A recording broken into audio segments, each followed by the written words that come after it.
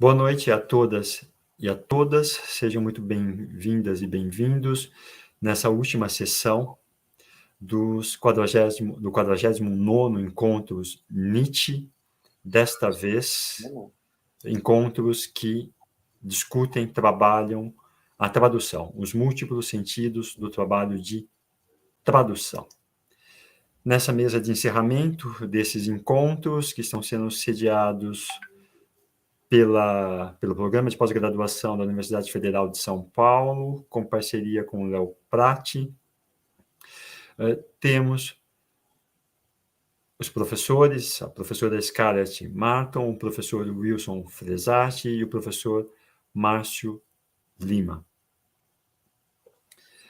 A primeira fala, a primeira exposição, será da professora Scarlett Marton. Eu vou retirar os nossos colegas Wilson e Márcio. Logo eu os embarco novamente na sala.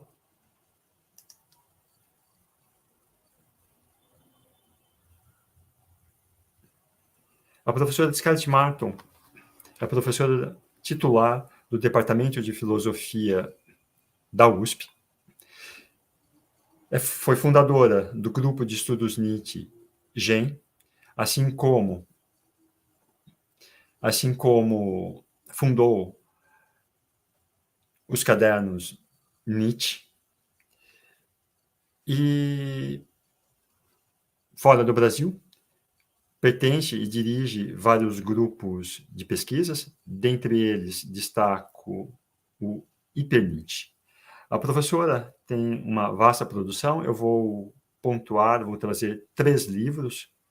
Um deles, uma obra seminal que é Nietzsche, das Forças Cósmicas aos Valores Humanos, e 3 outros recentes. Um deles, publicado há alguns anos na França, Les Ambivalences de Nietzsche. O outro,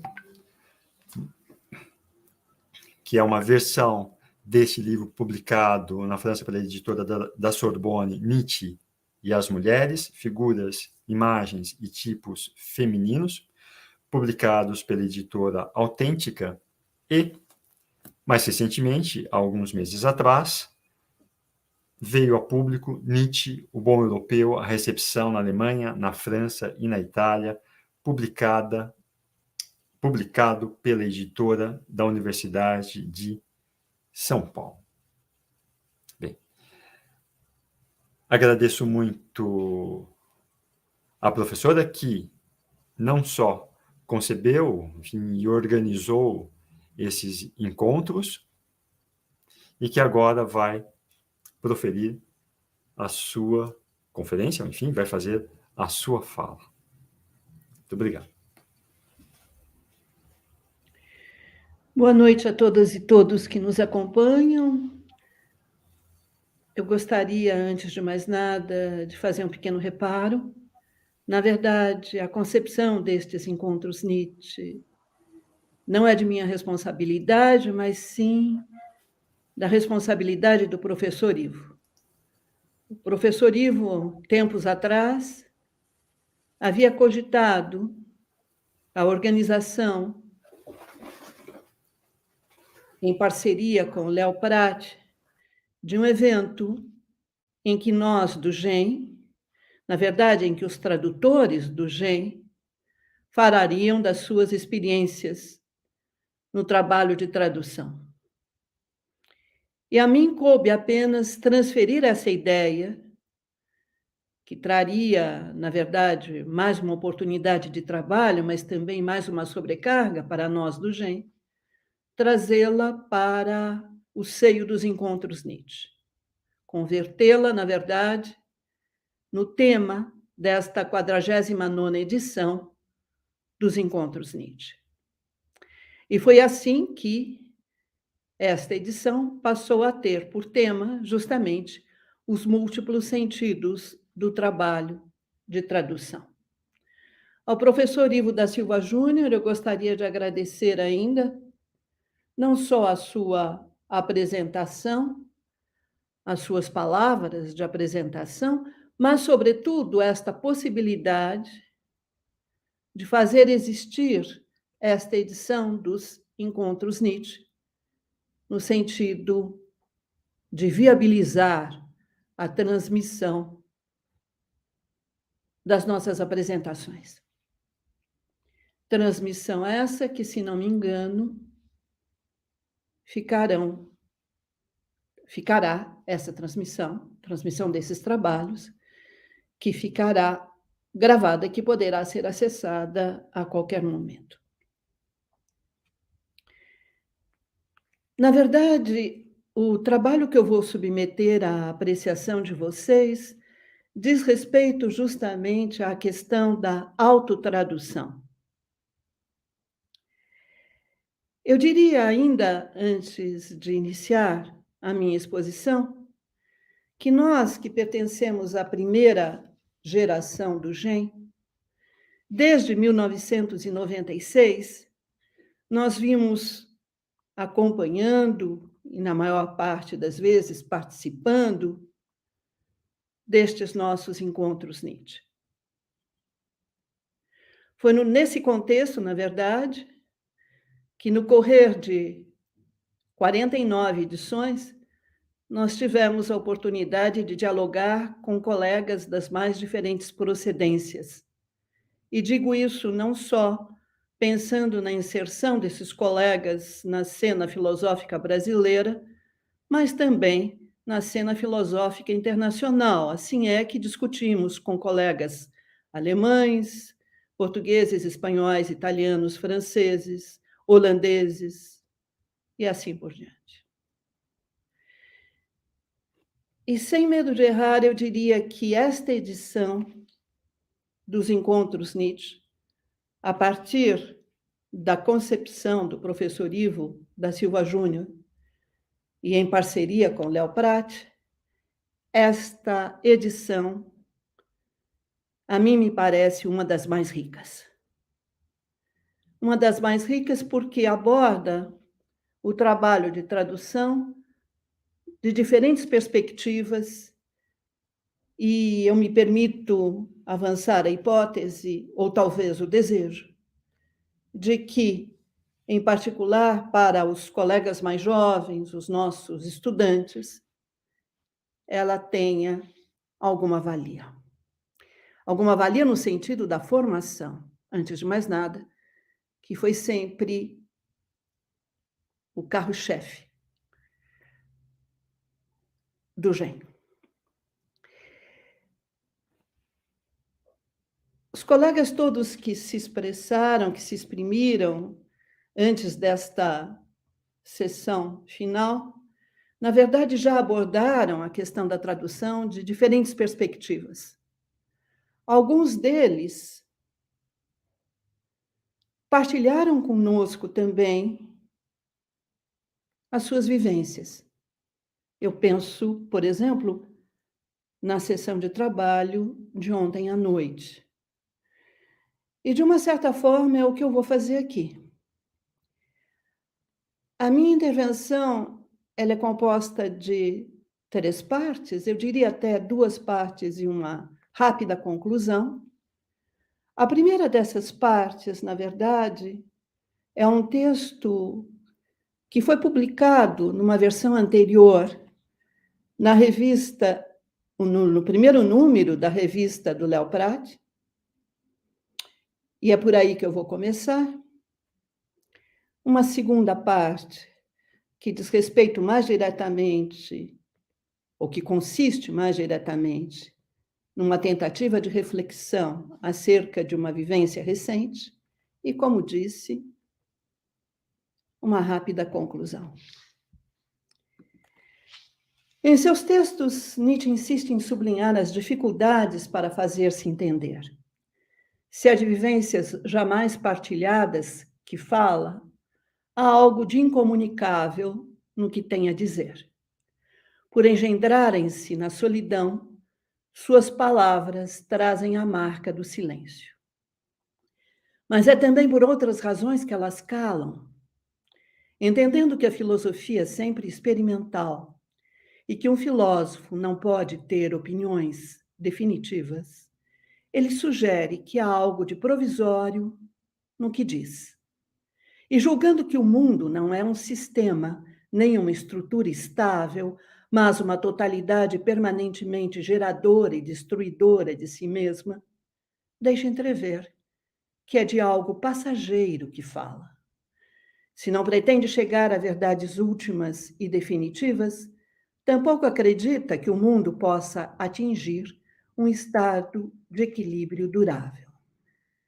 Na medida em que as palavras fixam e petrificam, não há como servir-se delas para exprimir o que se transforma sem cessar, para falar deste mundo, sempre em processo, ou dessas vivências tão singulares. Contudo, Nietzsche não cessa de buscar novas formas de expressão. Tanto é que, num de seus últimos escritos, o caso Wagner, defende a ideia de que alguém se tornará tanto mais filósofo quanto mais se converter em músico. Seja porque julga que suas experiências não são nada tagarelas, nas suas próprias palavras, seja porque entende que a linguagem não oferece meios, mais uma vez nas suas palavras, para exprimir o vir a ser, Nietzsche se põe à procura de meios para expressar muito do que nele permanece mudo. Tendo em vista tal desiderato, ele se lançará num trabalho de tradução dos seus próprios textos. E esta é a primeira parte. Nietzsche, tradutor dos seus próprios textos. Buscando facilitar o encontro com seus leitores, não é raro que, imediatamente antes ou depois de trazer uma ideia que lhe é cara, Nietzsche trate das dificuldades em exprimi-la. É o que ocorre, por exemplo, no discurso intitulado O Convalescente, da terceira parte de Assim Falava Zaratustra. Então, o protagonista põe-se a refletir sobre a linguagem, antes de enfrentar em toda a sua extensão as consequências de seu pensamento abissal. E nesse mesmo discurso, logo depois de lembrarem Zaratustra de que ele é o mestre do eterno retorno do mesmo, seus animais, a águia e a serpente, vão incitá-lo a cantar. Também, em Para Além de Bem e Mal, Nietzsche insiste nas dificuldades em exprimir suas concepções.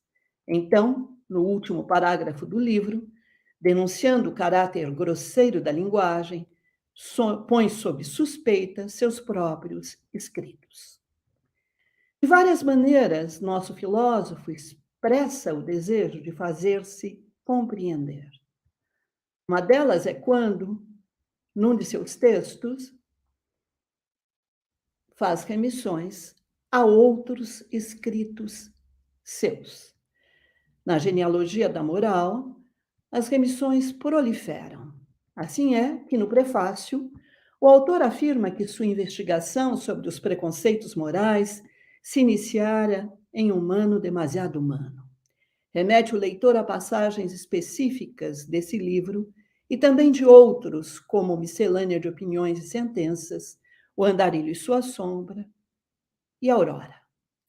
Trata da inteligibilidade de seus escritos, tomando Assim Falava Zaratustra como exemplo. Nas 3 dissertações da genealogia da moral, reenvia a Para Além de Bem e Mal. E logo no início da terceira, cita uma passagem de Assim Falava Zaratustra. Esse é um dos procedimentos que também adota nos prefácios de 1886 aos livros já publicados. Assim é que, no prefácio ao 2º volume de Humano Demasiado Humano, ao mostrar-se ainda uma vez reticente em relação à linguagem, Nietzsche afirma que se deve, cito, falar somente quando não se pode calar, e falar somente daquilo que se superou. Remetendo às considerações extemporâneas, faz ver que as 3 primeiras deveriam ser retrodatadas. Ao mesmo procedimento recorre nos textos de 1888. Assim é que, por exemplo, no Crepúsculo dos Ídolos, retoma uma passagem de Assim Falava Zaratustra, e no Ecce Homo cita inúmeras outras dessa mesma obra. E o que dizer de Nietzsche contra Wagner, um dos seus últimos textos, em que reúne trechos de livros anteriormente publicados com o propósito de fazer ver que ele e o compositor, Wagner, eram antípodas desde 1877. É certo que em seus textos Nietzsche sempre procura ir ao encontro de seus leitores. Não é por acaso que, em 1886, quando da reedição de sua obra por Ernest Wilhelm Fritsch, inclui o ensaio de autocrítica no Nascimento da Tragédia, redige prefácios aos 2 volumes de Um Humano Demasiado Humano, Aurora e a Gaia Ciência, e elabora a 5ª parte deste último livro. Tampouco é por acaso que concebe Ecce Homo, dedicando capítulos a seus escritos já publicados. Em momento algum, Nietzsche deixa de dar mostras de seu zelo didático. Nessa direção, mais um exemplo digno de nota é a relação que ele estabelece entre 3 livros que publica sucessivamente. Assim Falava Zaratustra, Para Além de Bem e Mal e Genealogia da Moral. A guisa de subtítulo da Genealogia da Moral inclui a seguinte passagem: um escrito polêmico em adendo a Para Além de Bem e Mal como complemento e ilustração. Mas assim como esta obra viria esclarecer a que a precedeu, Para Além de Bem e Mal viria elucidar Assim Falava Zaratustra. É o que Nietzsche, ele mesmo afirma, ao declarar numa carta a seu editor que Para Além de Bem e Mal, cito, é uma espécie de introdução às segundas intenções de Zaratustra. Tudo indica que, ao elaborar os 3 livros, ele procurou traduzir os mesmos problemas em diferentes formulações. Não seria desmedido afirmar que, ao tratar de forma quase obsessiva da inteligibilidade de seus escritos, ao mesmo tempo que expressa o desejo de fazer-se compreender, Nietzsche explicita de modo progressivo a maneira pela qual concebe seu empreendimento filosófico. Sua filosofia consiste, precisamente, na explicitação progressiva de suas ideias. É por isso que ele se lança num trabalho incessante de tradução dos seus textos. Parafraseando Paul Ricoeur, que declara que, entre aspas, compreender é traduzir, estamos em condições de suspeitar que, no que diz respeito ao trato de Nietzsche com seus próprios escritos, traduzir é compreender-se.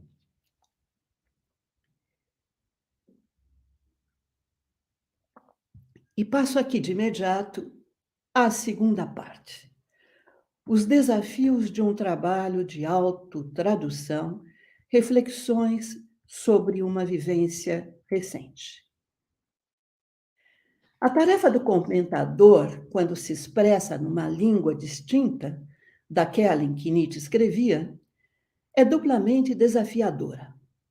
Por um lado, terá de compreender o pensamento nietzschiano para traduzi-lo em seus comentários. Por outro, terá de traduzir os escritos do filósofo ou então recorrer a traduções de suas obras já realizadas. Nesse caso, não é raro que o comentador venha a se deparar com traduções apressadas e até irresponsáveis. Em vez de se porem enquanto prolongamento do texto original, elas se prestam ao seu esfacelamento. Portanto, se hoje boa parte dos textos nietzschianos se encontra traduzida em português, a questão com que o comentador tem de se haver consiste, antes de tudo, em avaliar a pertinência ou não das traduções disponíveis. A situação certamente se complica quando se trata de traduzir um comentário cujo autor é o próprio tradutor, Em outras palavras, quando se trata de um trabalho de autotradução por parte de um comentador. Mas a situação se complica ainda mais quando esse trabalho de autotradução consiste em traduzir para a língua máter um comentário escrito em língua estrangeira. Foi o que ocorreu por ocasião da publicação de um dos meus livros mais recentes, e pedindo permissão a vocês, desde já eu trago as circunstâncias. De 2018 a 2020, redigi em francês o meu 21º livro, ou 20º livro, acho. Les ambivalences de Nietzsche, type, image et figure féminine. Em abril de 2000... perdão, eu me antecipei. Eu dizia que de 2018 a 2020, eu redigi em francês Les ambivalences de Nietzsche, type, image et figure féminine. Em abril de 2021, o livro veio a público pelas Editions de la Sorbonne. Um ano depois, em abril de 2022, portanto, em abril deste ano, publiquei pela editora Autêntica, Nietzsche e as Mulheres. Mas, ao contrário do que foi dito na minha apresentação, o que eu quero trazer aqui, pelo professor Ivo, com as suas palavras generosas, o que eu quero trazer aqui é que não se trata, na verdade, do mesmo livro. São 2 livros distintos. E para refletir justamente acerca dessa vivência de autotradução, talvez seja o caso de pensar, de início, como se deu a elaboração do livro francês. Les ambivalences de Nietzsche foi inteiramente redigido na Bibliothèque Nationale de France, em Paris. É claro que, para tanto, não bastou o conhecimento da língua francesa. Foi preciso bem mais. A esse propósito, vale a pena trazer algumas considerações de Nietzsche em Para Além de Bem e Mal. Então ele escreve, cito, palavras são sinais sonoros para conceitos, mas conceitos são sinais imagens, mais ou menos determinados para sensações recorrentes e associadas, para grupos de sensações. Não basta utilizar as mesmas palavras para a mesma espécie de vivências interiores. É preciso, enfim, ter a experiência em comum com o outro. Portanto, para comunicar, é preciso partir de um solo comum. Não é suficiente ter as mesmas ideias, abraçar as mesmas concepções, tampouco é suficiente atribuir às palavras o mesmo sentido ou recorrer aos mesmos procedimentos lógicos. É preciso ainda partilhar experiências, comungar vivências. Não é por acaso, se me permitirem um depoimento, que me expresso melhor em francês quando estou na França e em português quando estou no Brasil. Como ocorre quando da elaboração de todo o trabalho de caráter filosófico, ao escrever Les ambivalences de Nietzsche, tive de recorrer a vários expedientes, e digo isso em atenção aos nossos ouvintes mais jovens. Vários expedientes, a análise estrutural e a abordagem genética dos textos, a visão de conjunto da obra, sua contextualização tanto no quadro da história da filosofia quanto no da história cultural e factual europeia, a pesquisa das fontes de que o filósofo se serviu e se apropriou, os estudos de recepção de suas ideias, a investigação acerca das estratégias que elegeu, o exame dos múltiplos estilos de que lançou mão. E como ponto de partida desse trabalho, tive de proceder à escolha criteriosa do material, privilegiando edições francesas qualificadas e, quando necessário, traduções confiáveis do corpus nietzschiano, além de sempre partir do status questiones para não arrombar portas abertas. Mas escrever esse livro em francês exigiu ainda que eu descobrisse / inventasse o meu próprio estilo numa língua estrangeira. E aqui cabe dar, mais uma vez, a palavra ao nosso filósofo. Ao tratar de sua arte do estilo no Ecce Homo, ele afirma, cito, comunicar um estado, uma tensão interna de patos através de signos, incluído o ritmo desses signos, eis o sentido de todo estilo. No limite, Nietzsche entende estilo como sintoma. Enquanto manifestação de um estado, de um patos, o estilo indica quais impulsos dominam o autor num determinado momento, quais afetos dele se apoderam e, por conseguinte, quais estimativas de valor nele se expressam.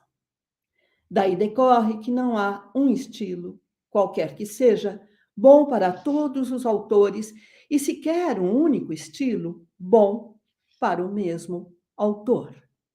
Nietzsche afirma, cito, bom é todo estilo que realmente comunica um estado interno, que não se engana quanto aos signos, quanto ao ritmo dos signos, quanto aos gestos. Daí decorre que há tantos estilos quanto os estados. Quem acredita existir um estilo bom em si, não passa de idealista. Quem julga haver um estilo universalmente bom, nada mais faz do que revelar os impulsos que o dominam. Uma vez concluída a tarefa de redigir e publicar Les Ambivalences de Nietzsche, outra se impunha, a de preparar a edição brasileira desse trabalho. Certamente, em atenção ao leitor brasileiro, seria preciso alterar parte da bibliografia secundária, mas vencida essa primeira etapa, eu teria de me dedicar a uma tarefa bem mais desafiadora, a de traduzir para a minha língua máter o texto que havia concebido e redigido em outra língua. Importa notar que nesse percurso, durante esse trabalho de autotradução, à medida em que me dedicava justamente a esse trabalho de autotradução, eu me punha a rever o que havia pensado e escrito. Se o livro francês enfatizara as ambivalências de Nietzsche, mostrando o quanto o filósofo fora ambivalente nas suas reflexões sobre as mulheres, o livro brasileiro vinha sublinhar o caráter conservador de suas observações acerca das mulheres, é claro. Afinal, se em Assim Falava Zaratustra, Nietzsche já manifesta as suas ressalvas em relação às mulheres que buscam independência, em Para Além de Bem e Mal e nos textos posteriores, ele combaterá sem trégua o movimento de emancipação feminina. E o seu combate contra as mulheres que escrevem livros será implacável.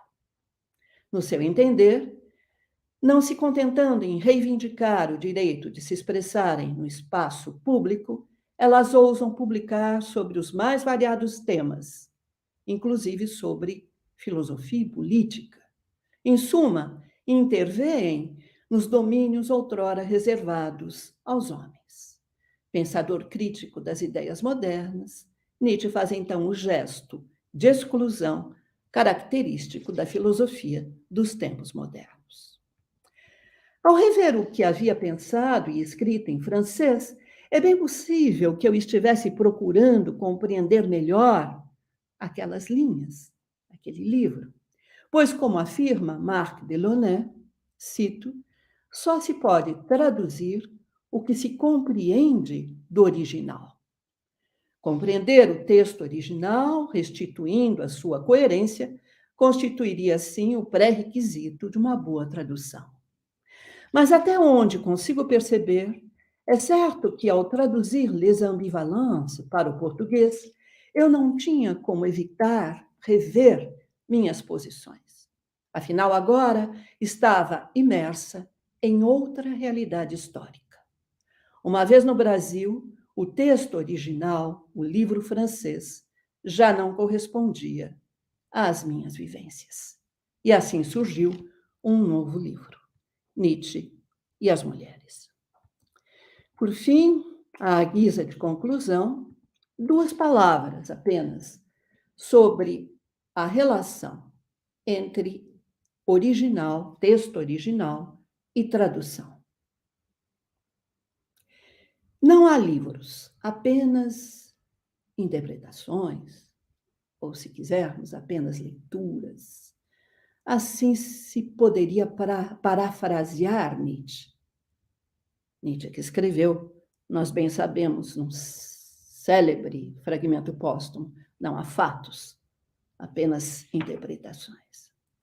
Não há livros, apenas interpretações, apenas leituras.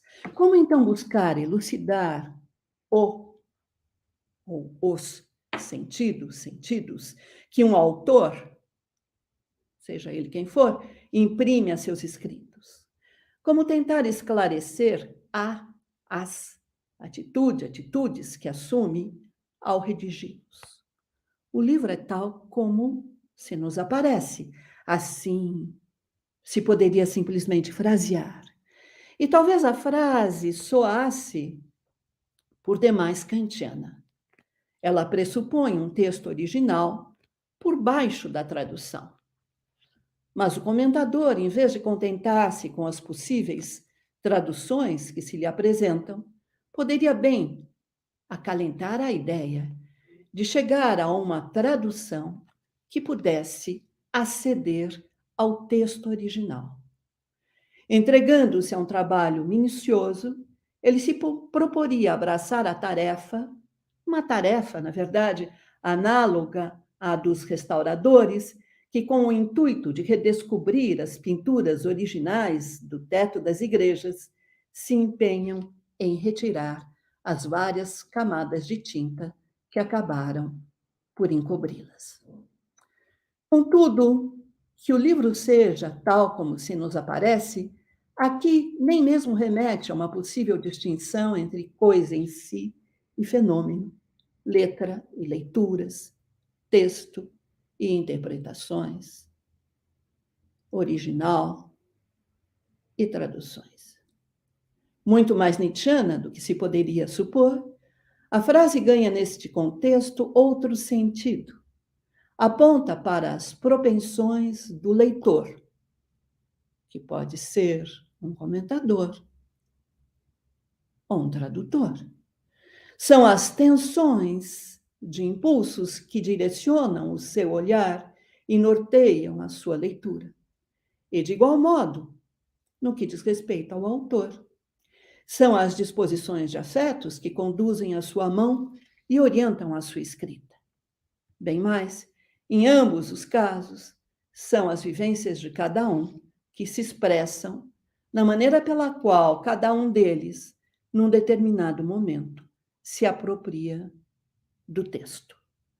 Pois, como diz Nietzsche no Ecce Homo, para aquilo a que não se tem acesso por vivência, não se tem ouvido. Muito obrigada pela atenção e perseverança de todos vocês.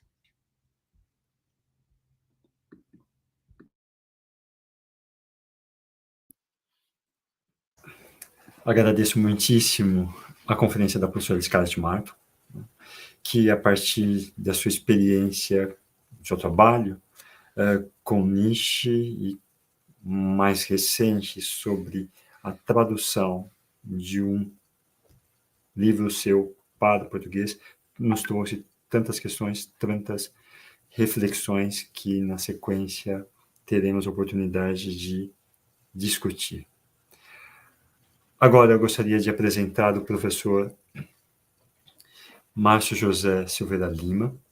O professor Márcio é professor da Universidade Federal do Sul da Bahia, publicou vários livros: As Máscaras de Dionísio, Filosofia e Tragédia em Nietzsche, em 2006, As Artes de Proteu, Perspectivismo e Verdade em Nietzsche, em 2018, um livro de que eu gosto muito, e com André Taparica, coorganizou Verdade e Linguagem em Nietzsche. Márcio tem vários artigos publicados sobre Nietzsche no Brasil e no exterior, é editor responsável dos cadernos Nietzsche e membro do GEM. Bom, Márcio, obrigado por estar conosco, obrigado por ontem, enfim, que esteve aqui nos apoiando, intermediando, trabalhando junto com o grupo, e agora, para a sua exposição, a palavra está com você. Boa noite, Ivo, você me ouve? Sim, sim. Então, Sim. O pessoal do YouTube também deve estar me ouvindo, então boa noite ao público que nos acompanha, boa noite ao Ivo. Primeiramente, eu gostaria de agradecer mais uma vez a oportunidade de estar participando de um Encontros Nietzsche, nesta 49ª edição, parabenizar aos organizadores e a organizadora, né, a Scarlett, o Ivo e também o Silvio Rosa, em nome do Léo Prat. A Scarlett havia me convidado para fazer uma participação, né, falar aqui nesse Encontros Nietzsche, pensando no meu trabalho de tradutor, das traduções que eu fiz para os cadernos Nietzsche. Eu vou falar um pouco disso, vou tentar ser breve, mas vou falar de uma outra perspectiva. Então, eu queria, aqui nessa minha conversa, pensar três momentos. Né? Eu vou usar duas passagens de Nietzsche como epígrafe, vou fazer uma espécie de depoimento, e depois vou pensar, por assim dizer, na materialização do trabalho de tradução que se dá nos cadernos Nietzsche, tendo em vista as epígrafes de Nietzsche e o depoimento que eu vou dar. Espero que eu consiga cumprir esse trajeto. Então, são duas passagens de Nietzsche que eu gosto muitíssimo. A primeira delas está no Crepúsculo dos Ídolos, o que devo aos antigos, a primeira seção. Então, Nietzsche escreve lá o seguinte: em mim se reconhecerá uma ambição muito séria de estilo romano, da aere perennius, até em meu Zaratustra. Não foi diferente no primeiro contato com Horácio. Até hoje não senti com nenhum poeta o arrebatamento artístico que uma ode de Horácio me proporcionou desde o início. Em algumas línguas, o que foi ali alcançado não pode nem ser desejado. Aquele mosaico de palavras em que cada palavra, como som, como lugar, como conceito, irradia sua força para a direita, para a esquerda e sobre o conjunto, aquele mínimo em extensão e números de signo e o máximo que obtém da energia dos signos. Tudo isso é romano e se acreditem em mim, nobre por excelência. Todo o restante da poesia se torna popular demais em comparação. Apenas tagarelice sentimental. Eu estou usando a tradução do Paulo, mas mesmo em português isso é tão bonito que merece até ser moldurado e fazer um quadro. Né? Essa passagem eu acho simplesmente lindíssima, né? Dentre as muitas de Nietzsche. E a segunda é uma muito conhecida, da segunda dissertação da genealogia da moral, quando Nietzsche está discutindo os múltiplos sentidos e finalidades do conceito de castigo, e ele vai demarcar a diferença entre a origem e a finalidade do conceito de castigo, destacando a diferença entre o que nele, no conceito de castigo, é permanente e fluido. Então Nietzsche escreve: é impossível dizer hoje por que se castiga. Todos os conceitos em que se resume, de um modo semiótico, uma larga evolução são indefiníveis. Só se define o que não tem história. Então, eu queria retirar aqui essas duas ideias dessas duas passagens. Né? Essa ideia de que, às vezes, de uma língua para outra é impossível fazer uma transposição, e a ideia de que só é definível aquilo que não tem história. E eu acho que há várias discussões, né? Grande parte das discussões dos colegas que falaram ontem e hoje parece corroborar essa ideia de Nietzsche, né? Quer dizer, todo o drama da tradução é justamente essa dificuldade da transposição e de que parece só ser definível aquilo que não tem história. Talvez eu possa fazer algum elo com o que alguns colegas falaram agora. Mas o que eu queria passar agora é fazer, então, uma espécie de depoimento, né? Uma espécie de depoimento. Para mim, é uma alegria e uma felicidade especial reencontrar o Silvio e o Denilson aqui no mesmo encontro Nietzsche, compartilhar esse evento com eles dois. Acho que é a primeira vez que isso acontece, curiosamente. Assim, nunca falamos juntos em Apof ou nenhum outro evento. Mas Silvio e Denilson foram meus professores de francês quando eu ingressei na USP em 1998. A Scarlett, né, há pouco lembrava que o GEM foi fundado em 96, eu tenho quase a idade do GEM, né? Quer dizer, a idade de estudante de filosofia, né? Então, quando eu entrei em 98, o GEM havia sido fundado fazia pouco tempo. Então, o Silvio e o Denilson foram meus dois professores. Acredito que com o Silvio eu só estudei o primeiro semestre, porque acho que logo depois ele saiu para fazer o estágio dele na França, né? E foi esse período foi um período de aprendizado muito importante para mim, muito importante para mim. E por conta deste evento sobre tradução, me fez buscar algumas coisas da memória. Por exemplo, o primeiro contato que eu tive sobre o trabalho do GEM, da Scarlett, do Lebrun e do Rubens foi justamente nessas aulas com o Silvio, né? Porque eu só começaria a fazer pesquisa de iniciação científica com a Scarlett 2 anos depois, em 2000. Mas nessas aulas do Silvio rolava muito esse tipo de conversa, né? Então, eu que achava o departamento de filosofia um lugar muito árido, né? Pelo menos essa era a impressão que eu tinha. As aulas do Silvio era justamente o contrário, né? Era um lugar de muito acolhimento, né? As aulas do Silvio sempre teve essa dinâmica, né? Desse acolhimento e uma espécie de laboratório mesmo, né? Porque a gente ali aprendia filosofia, um tanto de história do departamento, né? De como que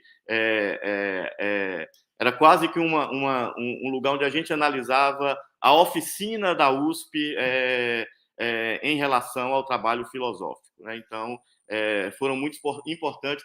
A questão sempre que sempre foi muito importante, claro, para a gente que é da filosofia, ler em outros idiomas, mas também o trabalho de tradução. Eu me lembro do Silvio, a gente analisando poemas do Baudelaire traduzido pelo Ivan Junqueira e pelos irmãos Campos para demarcar escolas de tradução, qual era a diferença de uma para outra. Então, isso tudo era muito importante. E agora eu não sei como eu estou puxando pela memória, pode ser que eu me traia, talvez na letra, mas talvez não no espírito, justamente quando eu ouvi falar do trabalho do GEM, da Scarlett e das traduções do Rubens, né, que eram nessas conversas com o Silvio, não sei se foi porque eu perguntei, porque eu tinha interesse em saber, eu tinha interesse, evidentemente, em estudar Nietzsche, mas eu me lembro do Silvio fazendo alguns tipos de comentário, por exemplo, de que as traduções, né, a tradução do que tem na coleção Os Pensadores, cujos textos são escolhidos pelo Lebrun, como lembrava o Ivo na fala dele, e traduzido pelo Rubens, né, o Silvio dizia isso, que era um trabalho não era só um trabalho de tradução, mas era um trabalho também de tentativa de construção de uma linguagem filosófica no Brasil, né? Ele chamava a atenção para isso. Quando a gente leu a tradução do Rubens, com toda aquela erudição e com todas as notas, realmente o próprio trabalho de explicitação em notas que o Rubens faz, ele ocupa um lugar tão importante quanto a própria seleção dos textos, né? Porque às vezes a gente está lendo um texto, por exemplo, O Nascimento da Tragédia, são textos cortados, né? O texto já começa no meio ali, então é muito mais um trabalho, vamos dizer assim, de apreciação de uma linguagem que se presta para a tradução e de um corpus teórico que está sendo construído na língua de chegada. E o Rubens, eu acho que a vantagem de Rubens, né, de todos os outros tradutores, é que o Rubens ele é um profundo conhecedor da filosofia, mas ele também é um poeta, né? Quer dizer, ele transita bem, digamos assim, nessas duas nessas duas esferas que são muito importantes para a filosofia de Nietzsche, né? Quer dizer, do estilo e do rigor filosófico. Então, eu acho que isso confere um estatuto bastante especial para o trabalho de tradução que o Rubens faz, né? Então, curiosamente, né, se a gente pensa nessa parceria entre o Lebrun e o Rubens, né, que se materializa na tradução da coleção Os Pensadores, nem Lebrun tem um livro, né, dedicado a Nietzsche, tal como ele tem a Kant ou a Hegel, e nem o Rubens, nem vou dizer que ele não tem um livro sobre Nietzsche, mas ele não traduziu uma obra completa de Nietzsche, né? Não temos aí nenhuma obra completa de Nietzsche. Mas isso mostra que, por si só, o trabalho, ele, digamos assim, é uma pedra fundamental do que eu acho que viria a se constituir os estudos Nietzsche no Brasil, que vai ser, então, vamos dizer assim, de alguma maneira, não sei se a palavra é boa, mas herdado pela Scarlett. E aí eu me lembro também, de alguma vez, o Silvio comentar comigo que talvez um dos grandes trabalhos, né, do método estruturalista da USP fosse justamente o de Scarlett, né?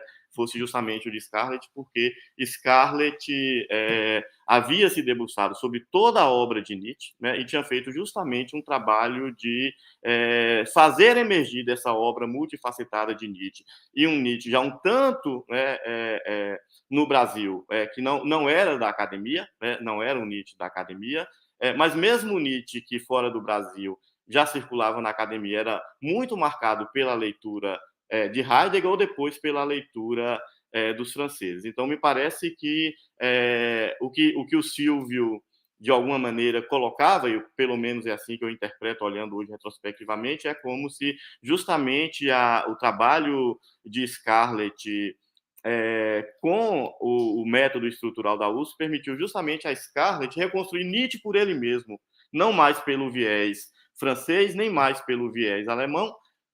Talvez fosse um viés brasileiro, certamente, né? Mas talvez fosse mais correto dizer um Nietzsche supranacional, né? Talvez pudéssemos dizer que fosse um Nietzsche supranacional.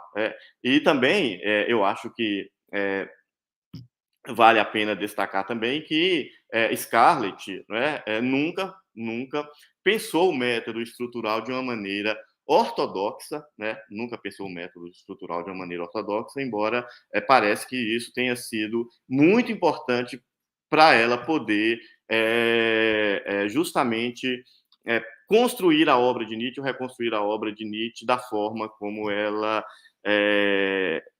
pensou, né? E da envergadura que a obra de Nietzsche tem por meio do trabalho de Scarlett. Então, eu sabia dessas coisas, né, nas aulas de francês com Silvio, por exemplo, né, porque Silvio fazia, vamos dizer assim, essas mediações nas aulas de francês. Isso era muito interessante, né? Isso era muito interessante porque quebrava aquele clima árido do departamento de filosofia, né? Aquelas aulas que a gente assistia. Então, a gente tinha uma outra visão, vamos dizer assim, mais de bastidores, e também, certamente, uma visão que a gente vai adquirindo com o tempo, mas ali já no primeiro semestre a gente estava a par de todas essas possibilidades. Então, pensando nisso, que eu acho que é uma tradição, né, ou pelo menos é uma escola, né, que está aí com Lebrun, mas sobretudo com as traduções do Rubens e com o trabalho da Scarlett, que ele então ganha uma outra dimensão, uma nova etapa, justamente com o GEM, com os cadernos Nietzsche, e com a produção do GEM, a coleção Sendas e Veredas. Então, nós produzimos, né, uma revista, publicamos uma revista em português, né, então, uma revista sobre Nietzsche. É uma revista que ela é periodicamente publicada, nós nunca faltamos de publicar. Então, em um momento eram 2 publicações anuais. A partir do momento que nós ingressamos na Cielo, a Cielo começou a exigir que nós publicássemos 3 edições anuais, e isso é um trabalho imenso, né? Não só pela publicação em si, mas imagine o que é publicar uma revista temática, né? Ela é sobre Nietzsche, não é uma revista de filosofia que pode acolher diferentes vertentes, diferentes possibilidades de interpretação de vários filósofos. Obviamente, só pode ser texto sobre Nietzsche, Nós somos uma revista sempre bem qualificada, né? Atualmente nós somos a A1, o que significa que nós temos de manter o padrão, evidentemente, quer dizer, e o padrão ele não é consequência do A1, ao contrário, o A1 ele é uma consequência do padrão que a revista teve, então nós temos que publicar 25 artigos por ano. Então, publicar 25 artigos de NIT por ano é um trabalho muito grande, mas nós publicamos, né? Temos conseguido publicar desde 96, né? Agora com 3 edições. Então, isso para dizer que nós só conseguimos publicar muito em função dos artigos estrangeiros que nós recebemos, né? Muitos dos artigos estrangeiros que nós recebemos ao longo dessas, não sei agora, mais de 50 edições, com certeza, nós já temos mais de 50 edições, nós já publicamos de muitos idiomas, né? E que nós mesmos, na maioria das vezes, traduzimos, fazemos o nosso trabalho de tradução, e eu acho que, estou falando especificamente dos cadernos NIT, que é onde eu trabalho mais de perto, né? Então eu penso que essa tradição, né, essa escola que vem do Rubens e da Scarlett, ela, de alguma maneira, entre aspas, se materializa nos cadernos, né? Então eu acho que o cadernos NIT, ele é justamente um momento, né, onde se assentam, né, todas essas discussões que nós fizemos aqui hoje, por exemplo, sobre traduções, sobre possibilidades. O próprio trabalho que o Sembra tem feito, né, com o Ivo, mais o Geraldo também, o Luiz Rubira também, que tem feito dossiês, recuperando toda essa tradição de textos que foram publicados sobre Nietzsche no Brasil desde o início do século XX, meados da primeira metade. Isso tudo é importante porque justamente vai mostrando um panorama muito amplo, né, digamos assim, de como que Nietzsche é pensado, discutido, traduzido no Brasil já há mais de 100 anos. Né? Então, eu acho que os cadernos ele colocam nesse horizonte amplo, e muitas palestras colocaram isso. Né? Então, por isso que eu chamei a atenção, né? Eu acho que é propício, né, pensar essa dificuldade de tradução de uma língua para outra, que se trata disso. Né?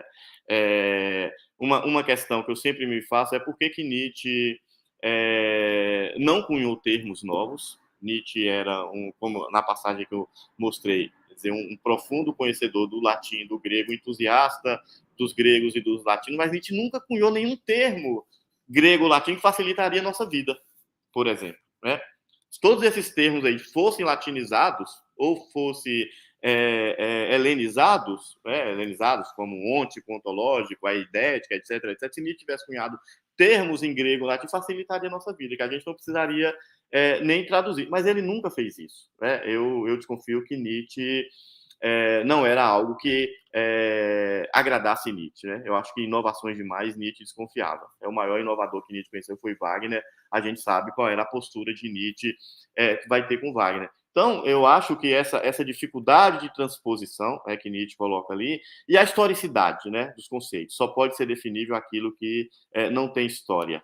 O Geraldo chamava a atenção justamente da tradução do Mário Ferreira dos Santos, que no primeiro momento traduz vontade de poder, mas depois vai traduzir com vontade de potência, justamente por isso, pela historicidade do conceito. Quer dizer, em pouco tempo ele muda justamente para não fazer os conceitos de Nietzsche em língua portuguesa ter nenhuma parentesco ou proximidade com aquilo que historicamente está dado. Né? Então, eu acho que também estamos muito próximos de Nietzsche ainda. Né? O Sloterdijk fala isso lá no Quinto Evangelho de Nietzsche. Né? Ele diz que talvez demore mais de 2000 anos para que a gente tenha condições de lidar com tranquilidade com a obra de Nietzsche, assim como a gente, de alguma maneira, tem tranquilidade de lidar com a obra de Platão. Né? Quer dizer que a obra de Platão ela já está um tanto desvencilhada do universo político histórico que é imprescindível na obra de Platão. Né? Então, ele diz isso,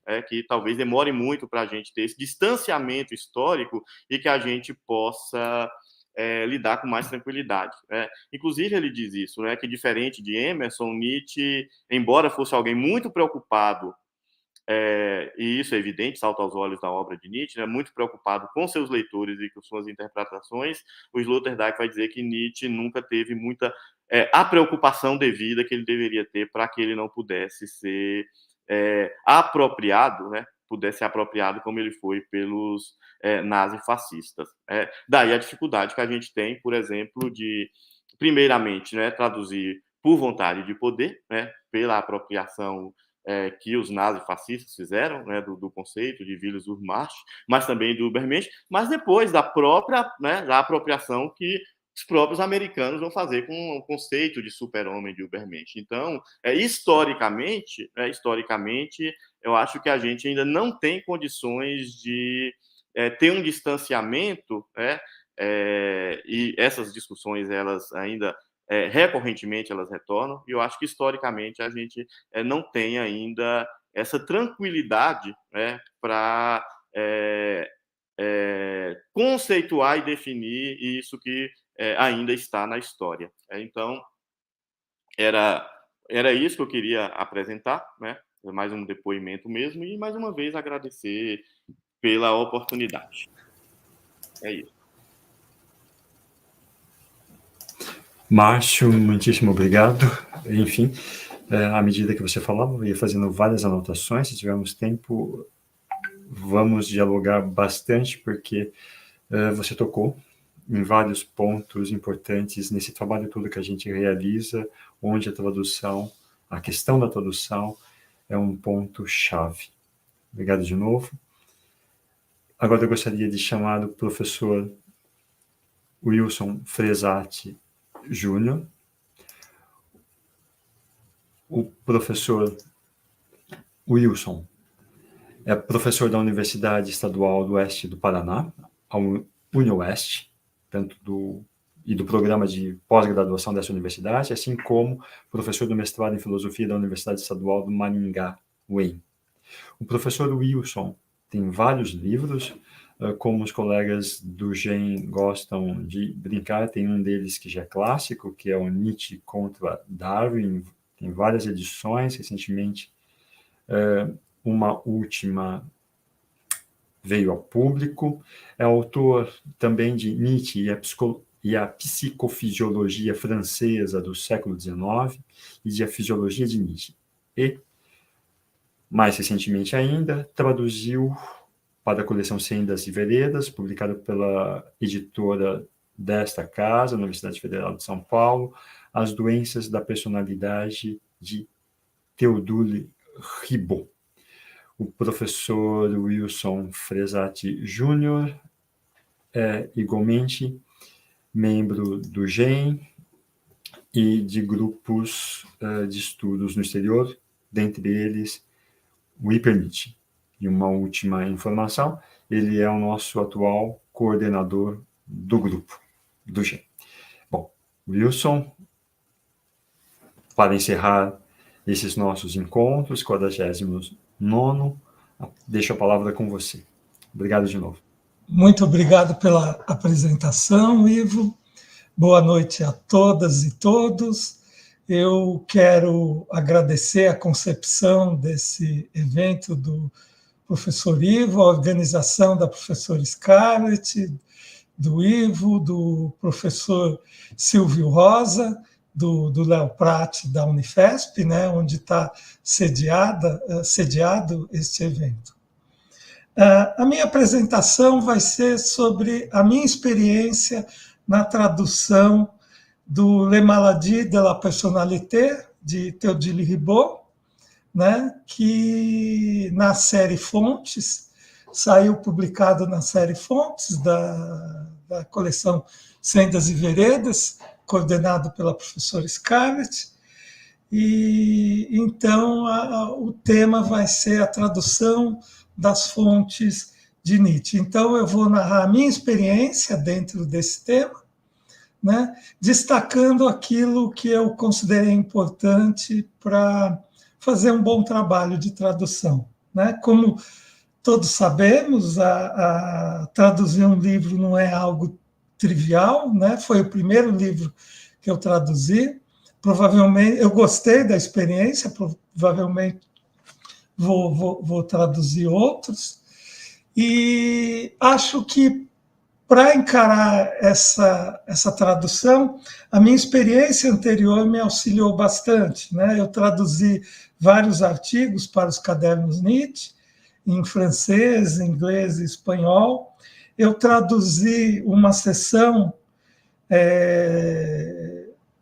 da luta das partes no organismo, do embriologista alemão Wilhelm Ruh, né, um texto de 1881, também lido por Nietzsche, que foi publicado na Revista de Filosofia e História da Biologia, e também traduzi os fragmentos póstumos de Nietzsche que citam explicitamente Darwin, que foram publicados na Estudos Nietzsche, né? Então, como eu disse, quero aqui apresentar os aspectos que considero importantes na tradução de um livro, especificamente uma obra que serviu de fonte para Nietzsche. Um primeiro aspecto, é até óbvio dizer isso, mas no caso aqui tem alguns aspectos que vale a pena mencionar. Isso que é a escolha da fonte, né? Obviamente, deve-se fazer uma pesquisa sobre a presença do autor nos textos do filósofo, o que nem sempre é simples. No caso em questão, a presença de Ribot nos textos de Nietzsche, há apenas 2 cartas que citam explicitamente o psicólogo francês. Nós não sabemos com certeza o que o filósofo alemão leu do francês.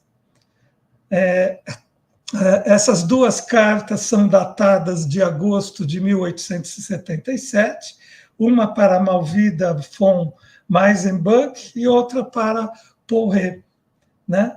O que nós temos certeza é que Nietzsche conhecia a Revue Philosophique de la France et de l'étranger, que foi justamente fundada por Ribot, e que possuía na sua biblioteca, e provavelmente leu, inúmeros livros dos principais autores que frequentavam não só as páginas da revista, mas também dos textos de Ribot, né? Então, o que deveríamos fazer é investigar a presença de termos e conceitos de Ribot em Nietzsche. A aproximação mais óbvia e mais direta entre Nietzsche e Ribot é a proposta de uma verdadeira psicologia de caráter fisiopsicológico, contraposta a uma antiga psicologia metafísica.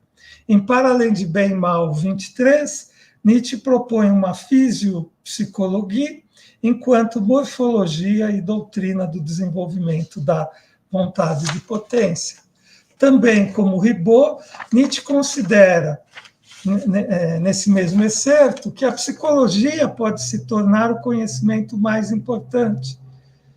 Além do projeto de uma nova psicologia, podemos encontrar na obra nietzschiana várias outras semelhanças teóricas com os textos de Ribot. Por exemplo, a continuidade entre o físico e o espiritual, incluindo a moral e a cultura, a consciência como produto do desenvolvimento orgânico, a decadência cultural causada por doenças fisiológicas, a luta dos afetos ou impulsos para se tornarem conscientes, a aniquilação da vontade, a noção de centro de coordenação na luta das forças e a decadência enquanto dissolução, método patológico, memória e esquecimento. Então, com essa base, né, eu pude, então, considerar Ribot como uma fonte importante para Nietzsche. Mas, para fazer esse tipo de investigação, devemos conhecer a fonte, né? Antes de traduzir o texto, minha pesquisa levou-me a estudar 7 obras de Ribot que Nietzsche poderia ter lido, né? E um exemplo, eu quero trazer aqui um exemplo de uma questão de tradução que o conhecimento do autor ajuda a resolver. Ivo, eu vou compartilhar aqui.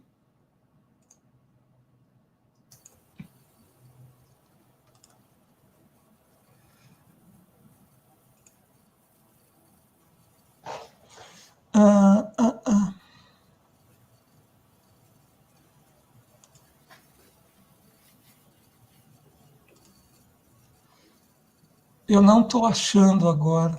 A gente fez o teste. Ah, agora sim.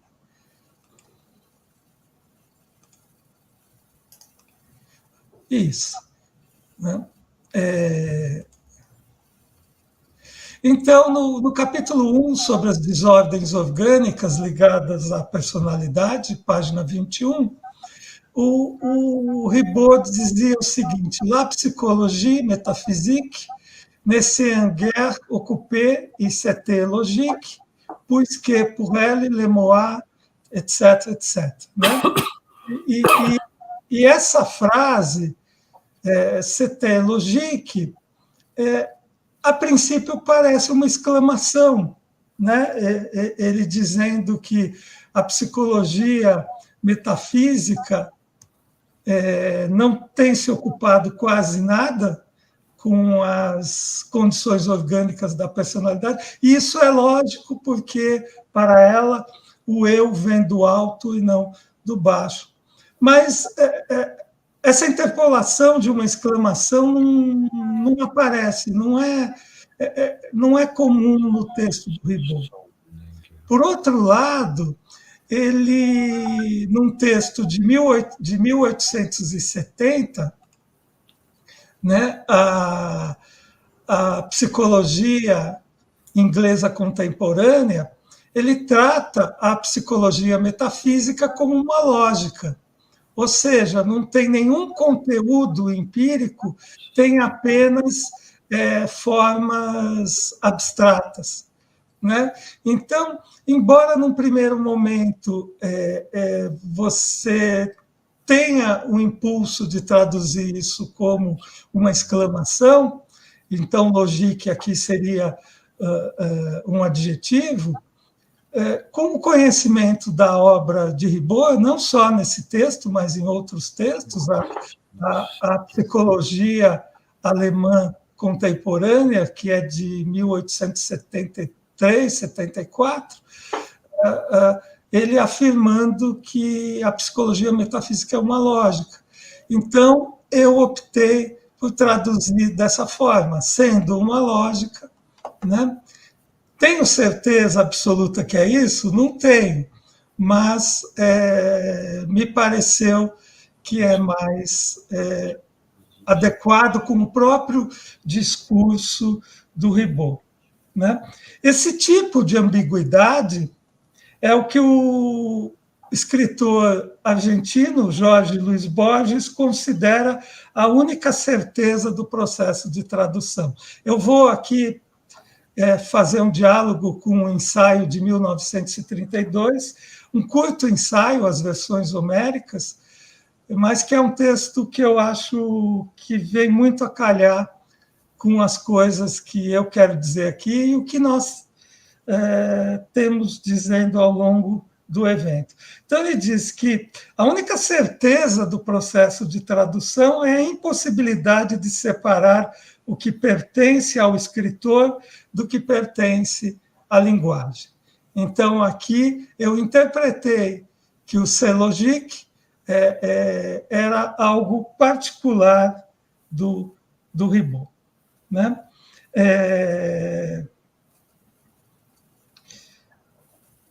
E eu vou retomar mais adiante. Né? O Borges dá um exemplo dessa questão. Né?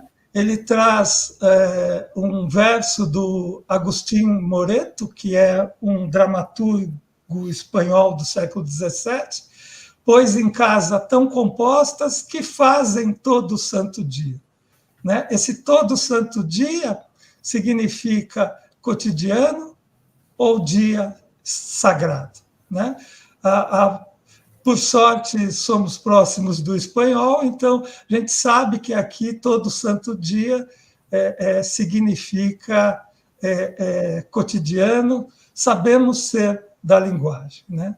Agora, o Borges traz exemplos bastante interessantes da Ilíada, né? Termos como divino Pátroclo, mar vinoso, amado joelhos e várias outras expressões, das quais a distância né, não só temporal, mas também das raízes linguísticas, nos fazem não saber exatamente o que significam, né? E no exemplo que eu trouxe do texto do Ribot, eu interpretei como se fosse particular do Ribot, né?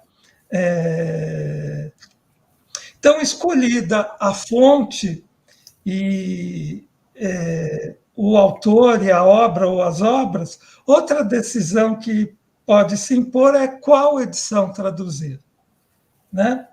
Ribot, em sua trilogia baseada em seu método patológico, apresenta a seguinte situação. Eu vou passar o slide aqui, né? Les Maladies de la Mémoire, de 1881, 26 edições, As Doenças da Vontade, 32 edições, e o que nos interessa aqui, As Doenças da Personalidade, de 1885, foram 18 edições.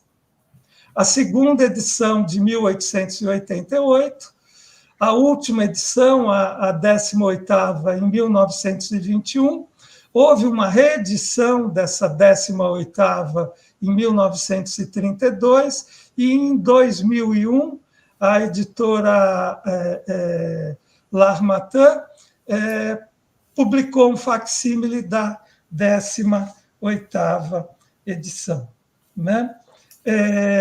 No nosso caso, as edições possíveis de Nietzsche ter lido seriam a primeira, de 1885, e a segunda, de 1888, né?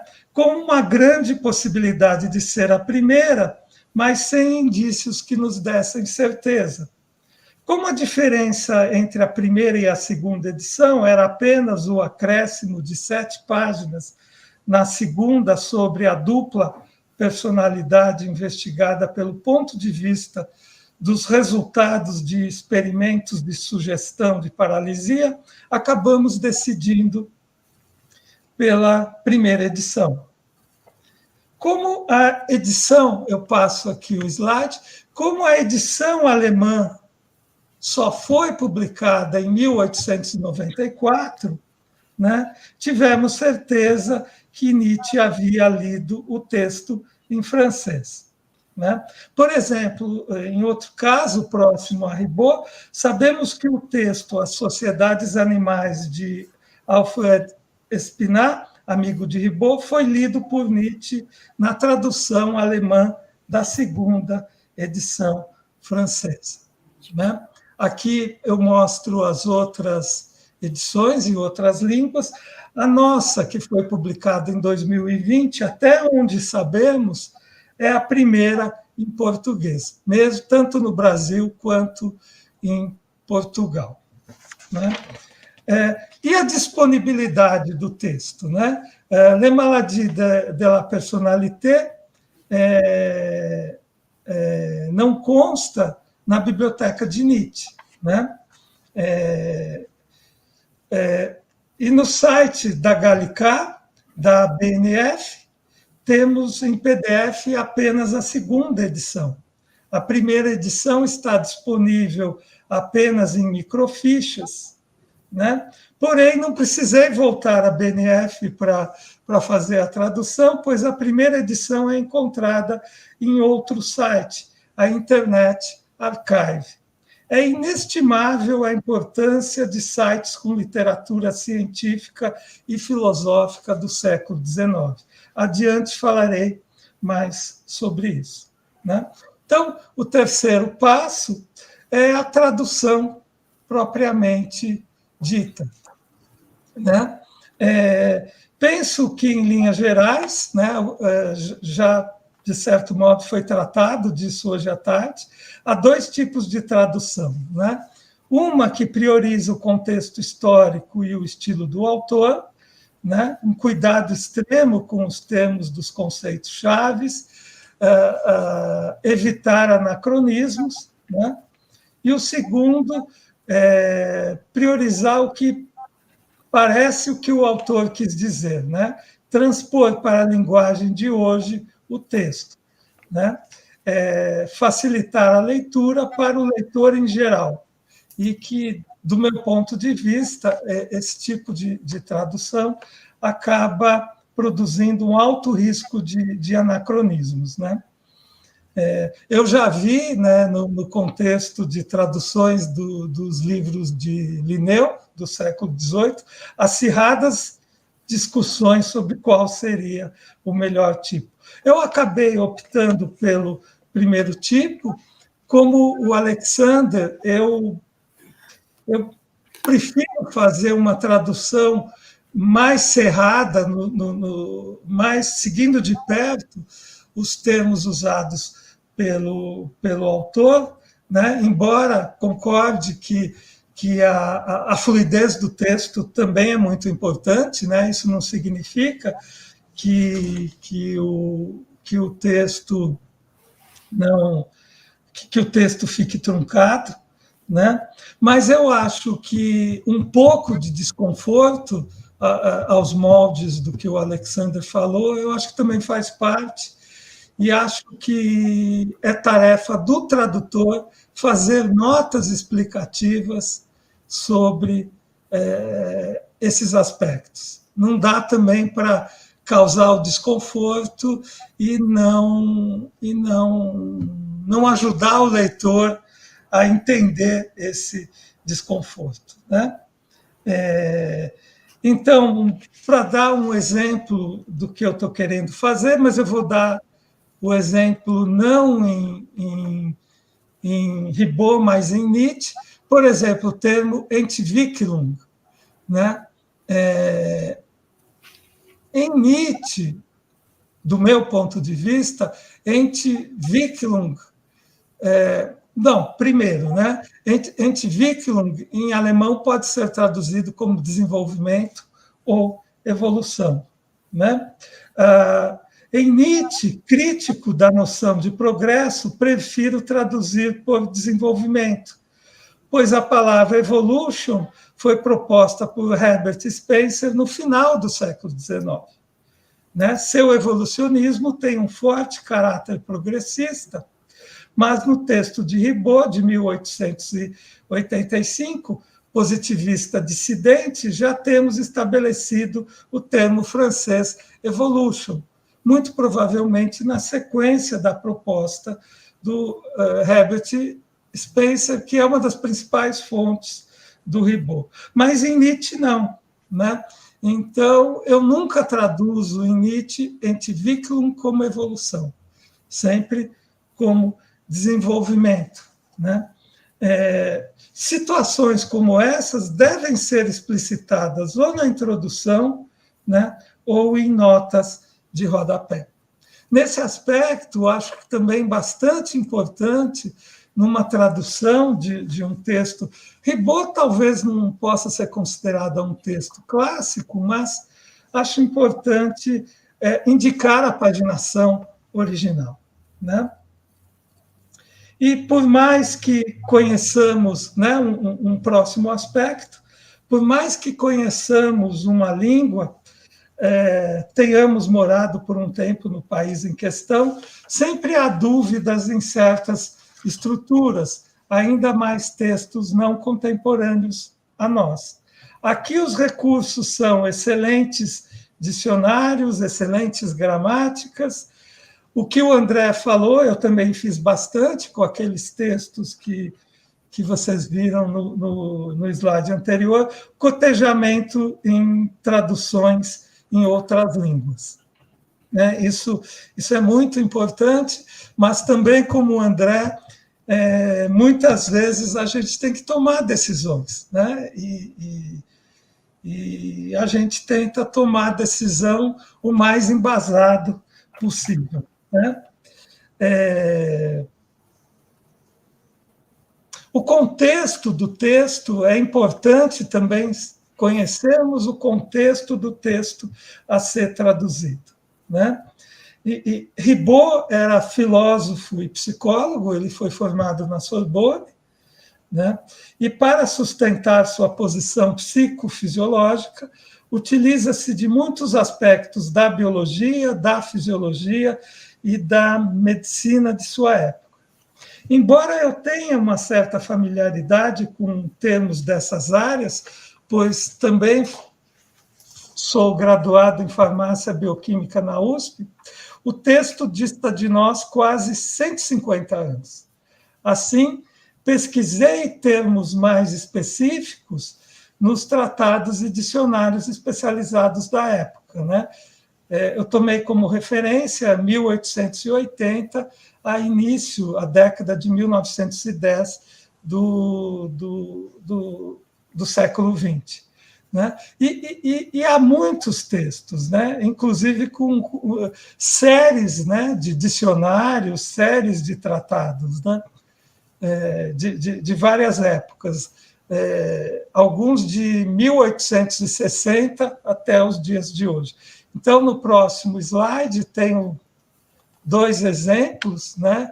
O Dictionnaire encyclopédique de sciences médicales, do Deschambault, e o Dictionnaire de médecine, chirurgie, et de pharmacie et de sciences qui s'y en rapportent, do Émile Littré, né?